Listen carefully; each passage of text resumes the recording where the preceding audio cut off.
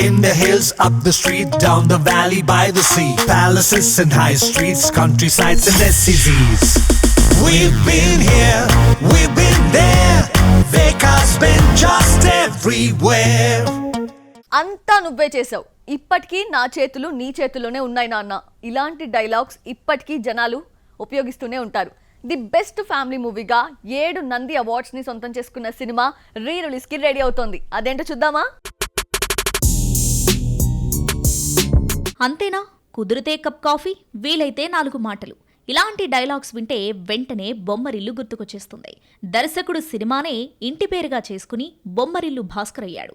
2006 August 9న release అయిన బొమ్మరిల్లు ఈ నెల 21న రీ రిలీజ్ చేస్తున్నట్టు నిర్మాణ సంస్థ శ్రీ వెంకటేశ్వర క్రియేషన్స్ ఎక్స్ వేదికగా వెల్లడించారు. అల్లరి చిలిపి పాత్రలో హాసినిగా జెనీలియా చేసిన సందడి తెలుగు ప్రేక్షకులపై చెరగని ముద్ర వేసింది. జెనీలియా అబ్బాయిల కలల రాకుమారిగా, సిద్ధార్థ్ అమ్మాయిల డ్రీమ్ బాయ్ గా మారిపోయారు.